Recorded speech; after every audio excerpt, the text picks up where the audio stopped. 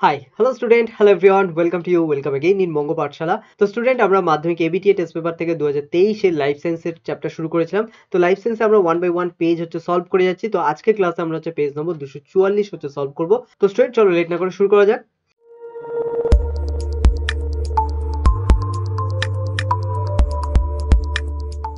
তো first question আমাদের কি আছে, বলেছে প্রতিটি প্রশ্নের সঠিক উত্তর নির্বাচন করে তা ক্রমিক সংখ্যা সহ বাক্যটি সম্পূর্ণ করো। মানে কি আমাদের এমসিকিউ দেওয়া আছে, সেটাই একটু বড় করে লিখে বলেছে। ঠিক আছে, চলো ফার্স্ট কোশ্চেন কি বলেছে, নিম্নলিখিত কোন হরমোন স্বল্প ক্ষরণে শৈশবে বা বাল্যকালে বামনত্ব রোগটি দেখা দেয়।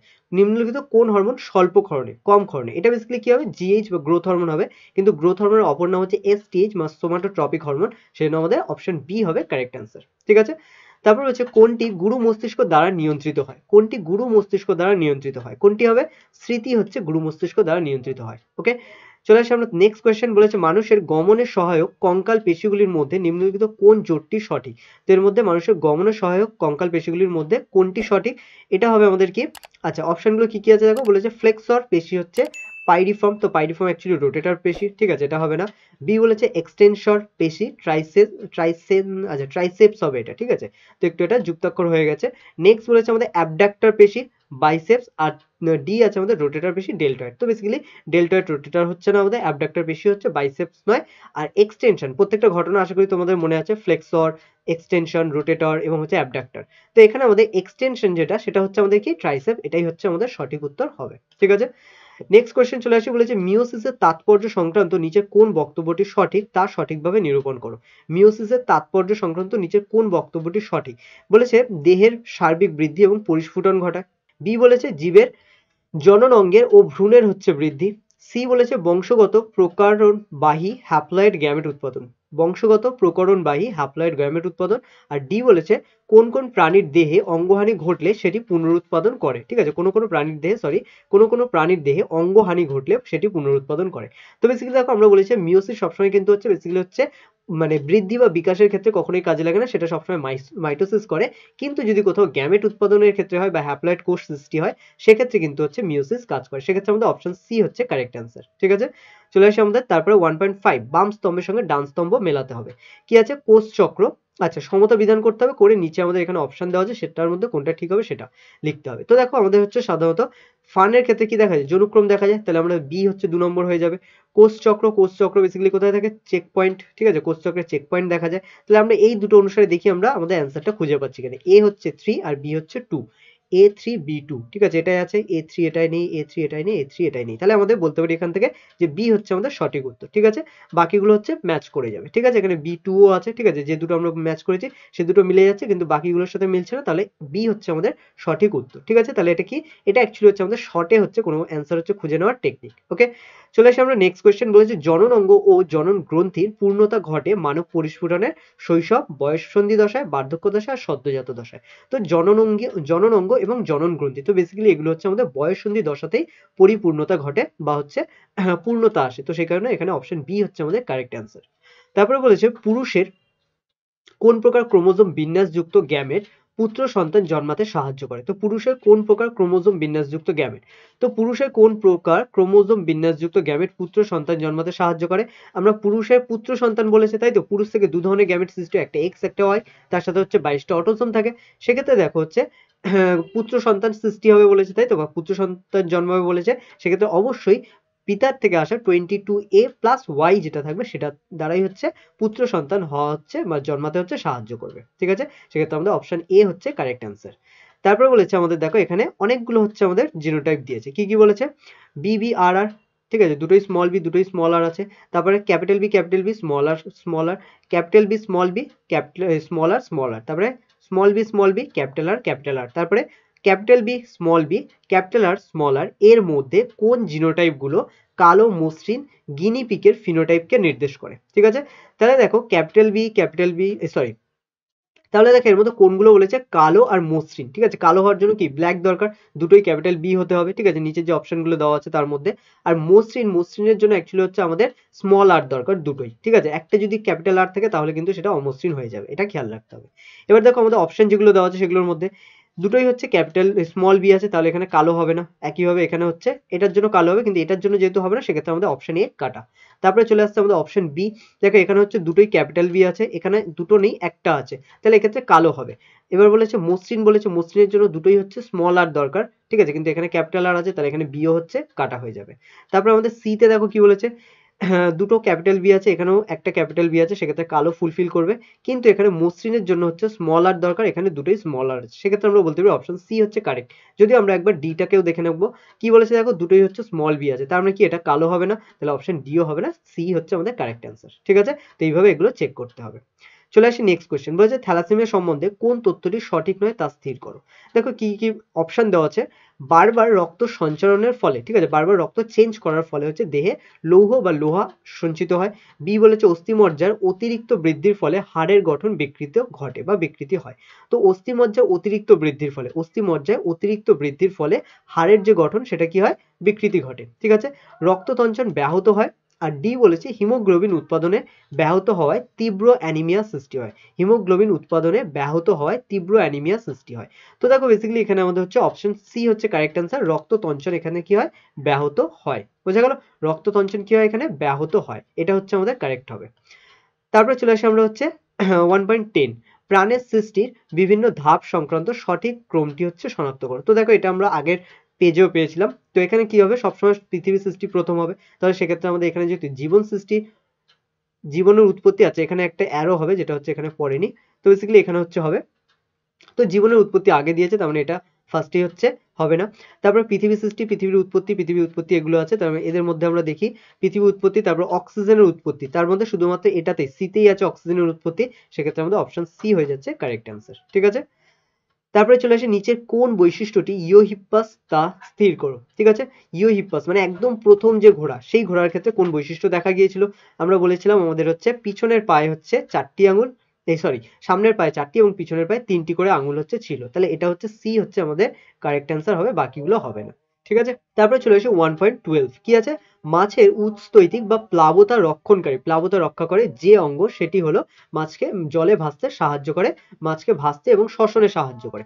তো কোনটি হবে, এখানে হচ্ছে আমাদের পটকা হবে উৎস্থৈতিক অঙ্গ, যেটি মাছকে হচ্ছে জলে ভাসতে এবং শ্বসনে সাহায্য করে। বোঝা গেল। চলে আসি নেক্সট কোয়েশ্চেন, কি বলা আছে 1.13, মাটিতে থাকা N2 কে পরিবেশে ফিরিয়ে দিতে সক্ষম অণুজীবটি শনাক্ত করো। মাটিতে থাকা N2 যে নাইট্রোজেন থাকে সেটা পরিবেশে ফিরিয়ে দিতে সক্ষম যে অণুজীব সেটিকে শনাক্ত করতে বলা হয়েছে। Azotobacter, rhizobium, Anabaena, pseudomonas. তো বেসিক্যালি এখানে হচ্ছে মাটিতে থাকা N2 কে পরিবেশে ফিরিয়ে দেয়, ঠিক আছে, পরিবেশে ফিরিয়ে দেয় কে, এটা হচ্ছে এই যে প্রসেসটা সেটাকে আমরা কি বলেছিলাম, এটাকে বলেছিলাম ডিনাইট্রিফিকেশন। তাহলে ডিনাইট্রিফিকেশনের সাথে কোন ব্যাকটেরিয়া যুক্ত এদের মধ্যে, অবশ্যই সিউডোমোনাস, তাহলে এখানে আমাদের অ্যান্সার কোনটা হবে, সিউডোমোনাস। বোঝা গেল। চলে আসি তারপরের কোয়েশ্চেন, বলা হয়েছে জল দূষণের ফলে সৃষ্ট প্রোটোজোয়া ঘটিত রোগটি হলো, জল দূষণের ফলে যে প্রোটোজোয়া ঘটিত রোগ হয় সেটা কি, কলেরা, টাইফয়েড, অ্যামিবায়োসিস এবং হেপাটাইটিস, হেপাটাইটিস এ। তো বেসিক্যালি এর মধ্যে আমাদের অ্যামিবায়োসিস হবে, কারণ অ্যামিবায়োসিস বেসিক্যালি কি, এটা প্রোটোজোয়া ঘটিত একটি রোগ। ঠিক আছে, সেই কারণে আমাদের অ্যামিবায়োসিস এটাই হবে আমাদের সঠিক উত্তর। নেক্সট কোয়েশ্চেনে চলে আসি 1.15, বলেছে ইন সিটু সংরক্ষণ সম্পর্কিত নিচের কোন বক্তব্যটি সঠিক নয় তা স্থির করো। ইন সিটু বলেছে, তার মানে কি, ইন সিটু মানে হচ্ছে যে জীব হচ্ছে যে বাসস্থানে বসবাস করতো সেই জায়গাতেই তাকে সংরক্ষণ করা। বোঝা গেল, তাহলে কি বলেছে, যে কোন বক্তব্যটি সঠিক নয়, এটাও খেয়াল রাখতে হবে কোনটি সঠিক নয়। ঠিক আছে, কারণ অনেকেই এই ধরনের কোয়েশ্চেনে ম্যাক্সিমাম ভুল যেটা হয় সেটা হচ্ছে সঠিক ভেবে হচ্ছে যেগুলো সঠিক আছে তার মধ্যে একটাতে টিক দিয়ে দেয়। বোঝা গেল, তাই কোনটি সঠিক নয় আমাদের সেটাকে খুঁজতে হবে। বলেছে আইন করে চোরা শিকার বন্ধ করা।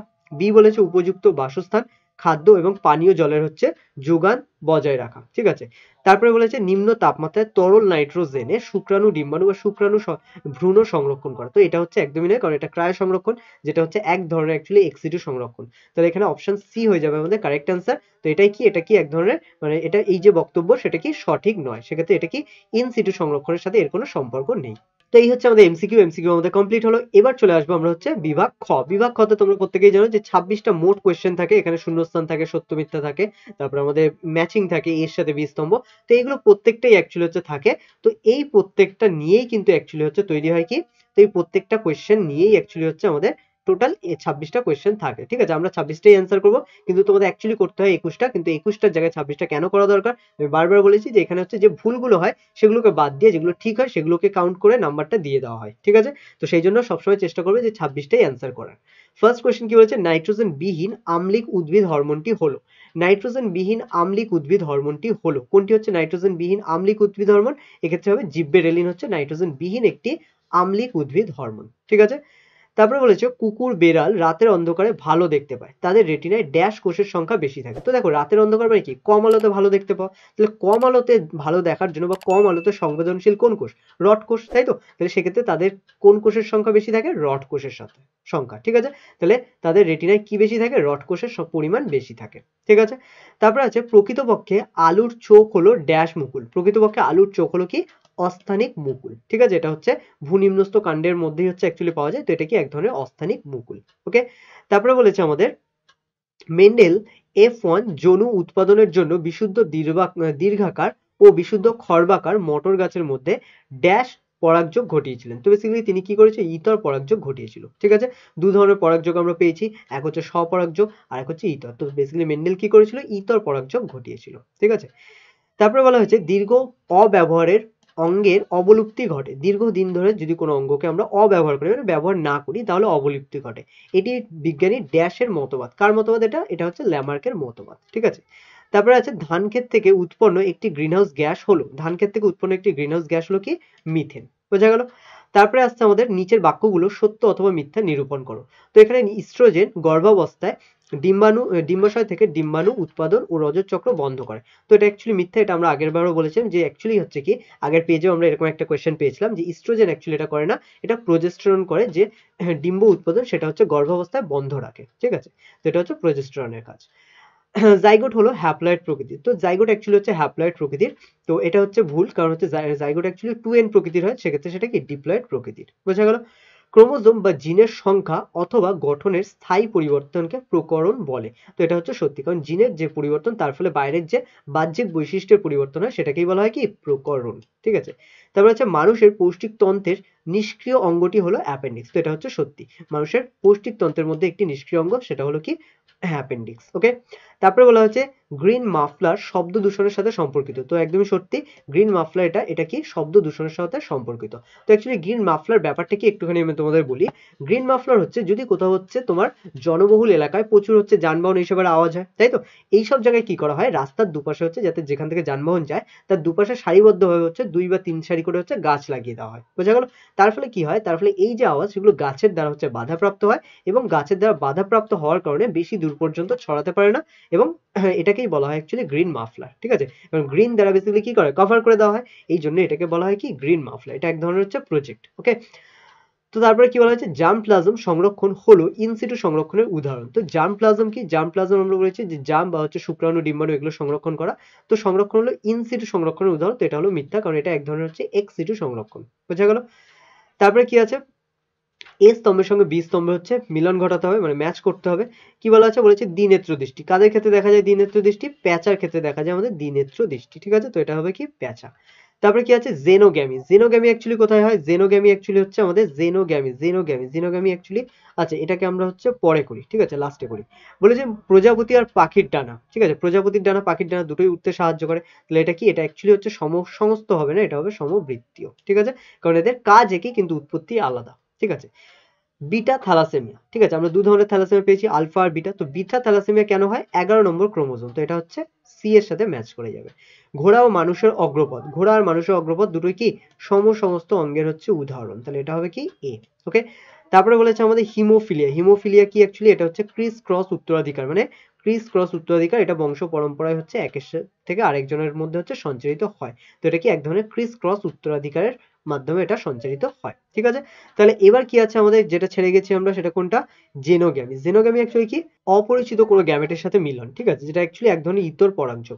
তো এটা অ্যাকচুয়ালি কি হবে, মৌমাছির মধ্যেই হচ্ছে ঘটে, তো এটা আমরা মৌমাছির মধ্যেই করব। ঠিক আছে, কারণ পুরুষের সাথে স্ত্রীর মিলন ঘটে, তাহলে এটা কখনোই স্বপরাগযোগ হবে না, তাহলে জেনোগ্যামি অ্যাকচুয়ালি কি, মৌমাছির মধ্যে ঘটে, এটা সেই জন্য এর সাথে এটা ম্যাচ হয়ে গেল। ঠিক আছে, পড়ে আছে কি স্বপরাগযোগ, এটা আমাদের কোনো অ্যান্সারই নয়। তো এগুলো প্রত্যেকটা অ্যান্সার আমাদের নিচে করে দেওয়া আছে, তো আই হোপ দেখতে পাচ্ছ তোমরা, এখান থেকে তোমরা অ্যান্সারগুলো করবে। ঠিক আছে, তারপরে কি দেওয়া আছে আমাদের, হ্যাঁ একটি শব্দে বা একটি বাক্যে হচ্ছে উত্তর লেখো। তো এখানে হচ্ছে 6টি করতে হবে, বাট দেওয়া আছে 8টি দেওয়া আছে। ঠিক আছে, তো আমরা প্রত্যেকটাই করব। কি বলা আছে, বি সদৃশ শব্দটি বেছে লেখো। সাঁতার কাটা, শিশুর স্তনপান, সাইকেল চালানো আর কবিতা মুখস্থ বলা। তো দেখো মুখস্থ বলা, সাইকেল চালানো, সাঁতার কাটা এগুলো সব কি শিখতে হয়েছে, ঠিক আছে। কিন্তু এখানে শিশুর স্তনপান এটা কি, এটা হচ্ছে একা একাই হয়েছে, ঠিক আছে। যেরকম আমাদের চোখে আলো পড়লে আমাদের চোখ একা একা বন্ধ হয়েছে, এটা শিখতে হয়নি। একা একাই চোখে আলো পড়লে কি আমরা সবাই চোখ বন্ধ করিনি। তাহলে এটা কি, এগুলো হচ্ছে সব সহজাত প্রতিবর্তন, মানে এগুলো হচ্ছে কি আমাদের জন্মের সাথে সাথে চলে আসে। কিন্তু যেগুলো হচ্ছে শিখতে হয়, যেরকম সাঁতার কাটা, সাইকেল চালানো, কবিতা মুখস্থ করা, এগুলো কি শিখতে হয়েছে। না শিখে আমরা হচ্ছে কোনো কবিতা বলতে পারি না। তাহলে এগুলো কি, এগুলো হচ্ছে অর্জিত। সেই কারণে শিশুর স্তনপানের যে ইচ্ছা এটা কি, এটা হচ্ছে এদের থেকে বিসদৃশ, মানে এদের থেকে আলাদা, ঠিক আছে। বটের ঝুড়ি সোজা মাটির দিকে যায়, এটি কি প্রকার চলন। বটের ঝুড়ি সোজা মাটির দিকে, মানে মাটির দিকে সোজাভাবে নেমে আসে, এটা কি অনুকূল অভিকর্ষবর্তী চলন, মানে অভিকর্ষের দিকে চলন, এবং এটা যদি অনুকূলে হয় সেজন্য এটাকে বলা হয় কি অনুকূল অভিকর্ষবর্তী চলন, ঠিক আছে। তারপরে বলেছে নিচের প্রথম শব্দজোটটির সম্পর্ক বুঝে দ্বিতীয় শব্দজোটটির শূন্যস্থানে উপযুক্ত শব্দ বসাও। প্রথমটা কি বলেছে, প্রোফেজ বলেছে নিউক্লিয় পর্দা এবং নিউক্লিওলাসের অবলুপ্তি, যেখানে হচ্ছে প্রোফেজ দশায় নিউক্লিয় পর্দা আর নিউক্লিওলাস কি হয়, বিলুপ্ত হতে থাকে। তারপরে বলা হচ্ছে ড্যাশ নিউক্লিয় পর্দা ও নিউক্লিওলাসের পুনরাবির্ভাব, ড্যাশ নিউক্লিয় পর্দা ও নিউক্লিওলাসের পুনরাবির্ভাব। তো নিউক্লিয় পর্দা নিউক্লিওলাসের পুনরায় আবির্ভাব হয় কোথায়, এটা বেসিক্যালি হচ্ছে টেলোফেজ দশা। টেলোফেজ দশা হচ্ছে নিউক্লিয় পর্দা আর নিউক্লিওলাসের পুনরায় আবির্ভাব ঘটে, বোঝা গেল। তাহলে এটা কি টেলোফেজ দশা।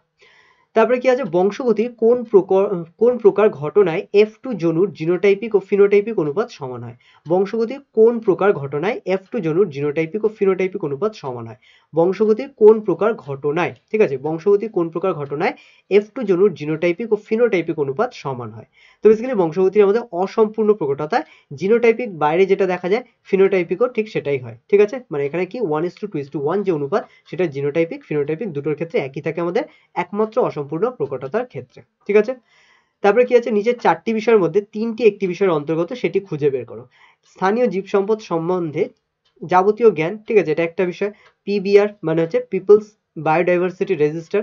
তারপরে আছে স্থানীয় জীব সম্পদ সম্বন্ধে ঐতিহ্যবাহী পরম্পরাগত বিশ্বাস আর স্থানীয় জীব সম্পদের স্থিতিশীল ব্যবহার, ঠিক আছে। তাহলে অ্যাকচুয়ালি দেখো এখানে 3টে বলেছে একটি বিষয়ের অন্তর্গত। তাহলে স্থানীয় জীব সম্পদ সম্বন্ধে যাবতীয় জ্ঞান, স্থানীয় জীব সম্পদ সম্পর্কে ঐতিহ্যবাহী জ্ঞান, মানে আগে কি কি ছিল, কি কি এখন নেই, সেই সব সম্বন্ধে হচ্ছে জ্ঞান বা বিশ্বাস। আর স্থানীয় জীব সম্পদের স্থিতিশীল ব্যবহার, ঠিক আছে, স্থিতিশীল মানে হচ্ছে এদের কিভাবে কি ব্যবহার করতে হবে সেটা। তাহলে এগুলো প্রত্যেকটাই অ্যাকচুয়ালি পিবিআর বা পিপল বায়োডাইভার্সিটি রেজিস্টার থেকে হচ্ছে পাওয়া যায়। তাহলে এই তিনটে কি অ্যাকচুয়ালি হচ্ছে পিবিআর এর অন্তর্গত, বোঝা গেল। তাহলে সেক্ষেত্রে আমরা কি লিখতে পারি এখানে, পিবিআর। লবণ সংগ্রহের জন্য সুন্দরী গাছের একটি অভিযোজন উল্লেখ করো। তো বেসিক্যালি দেখো অভিযোজন মানে কি, এটা হচ্ছে এমন ধরনের বৈশিষ্ট্য যার ফলে একটা পরিবেশে বেঁচে থাকার জন্য তার মধ্যে এক ধরনের নতুন বৈশিষ্ট্য উদ্ভব হওয়া, সেটা হচ্ছে অ্যাকচুয়ালি অভিযোজন। তাহলে অ্যাকচুয়ালি লবণ সহ্য করার জন্য সুন্দরী গাছ কি করে, তার হচ্ছে পত্র মোচন করে, বাকল মোচন করে, এগুলো করে। এছাড়াও আরেকটা যেটা করে সেটা কি করে, তার যে তোমার শিকড় আছে সেই শিকড়টা হচ্ছে অভিকর্ষের বিপরীতে হচ্ছে উঠতে থাকে। কারণ মাটিতে না থেকে মাটির বাইরে বেরিয়ে আসে, কেন, কারণ যাতে মাটিতে প্রচুর লবণ থাকার জন্য এরা হচ্ছে, মানে মাটিতে লবণ থাকার জন্য বা হচ্ছে তোমার শ্বাসবায়ু প্রপারলি না থাকার জন্য এর কি করে বাইরে বেরিয়ে আসে। সেক্ষেত্রে এখানে পত্র মোচন ও বাকল মোচন হবে আমাদের সঠিক উত্তর, ঠিক আছে। তারপরে আছে অত্যাধিক হারে জলসেচ জমিতে কি প্রভাব ফেলে। অত্যাধিক হারে জলসেচ জমিতে কি প্রভাব ফেলে, অত্যাধিক হারে জলসেচের ফলে অতিরিক্ত জলের কারণে উদ্ভিদের মূলে পচন দেখা দেয়। তাহলে অত্যাধিক হারে জলসেচের ফলে জমিতে কি প্রভাব ফেলে, উদ্ভিদের মূলে পচন দেখা দেয়, বোঝা গেল। তারপরে আছে পশ্চিমবঙ্গে কোন জাতীয় পার্কে রেড পান্ডা দেখা যায়, ঠিক আছে, কোন জাতীয় পার্কে রেড পান্ডা দেখা যায়, সিঙ্গালীলা জাতীয় পার্কে রেড পান্ডা দেখা যায়, ঠিক আছে। তো পশ্চিমবঙ্গে এটা কোথায়, এটা হচ্ছে পশ্চিমবঙ্গের দার্জিলিং এ হচ্ছে আছে, ঠিক আছে। তাহলে দার্জিলিং এর সিঙ্গালীলা হচ্ছে জাতীয় পার্কে বা ন্যাশনাল পার্কে হচ্ছে রেড পান্ডা দেখা যায়, ঠিক আছে। তো এই হলো আমাদের টোটাল কোয়েশ্চেন। আই হোপ প্রত্যেকটা বুঝতে পেরেছো তোমরা, প্রত্যেকটা কোয়েশ্চেনের অ্যান্সার তোমাদের কাছে ক্লিয়ার, কোনো রকম ডাউট নেই।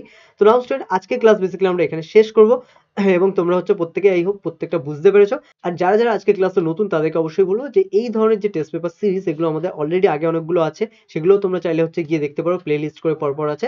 তো সেগুলো জীবন বিজ্ঞান এবং ভৌত বিজ্ঞান দুটোরই আছে, তো সেগুলো দেখতে পারো। এবং যারা নতুন তাদেরকে বলবো যে আরো যেহেতু এই ধরনের ক্লাস আসছে, তাই অবশ্যই সাবস্ক্রাইব করে রাখো বঙ্গ পাঠশালা, কারণ এই ধরনের ভিডিও যখনই আপলোড হবে তখন অবশ্যই তোমাদের কাছে হচ্ছে নোটিফিকেশন চলে যাবে, ঠিক আছে। তো নাও স্টুডেন্ট আজকে ক্লাস আমরা এখানে শেষ করছি, দেখা হচ্ছে তোমাদের সাথে আবার নেক্সট ক্লাসে।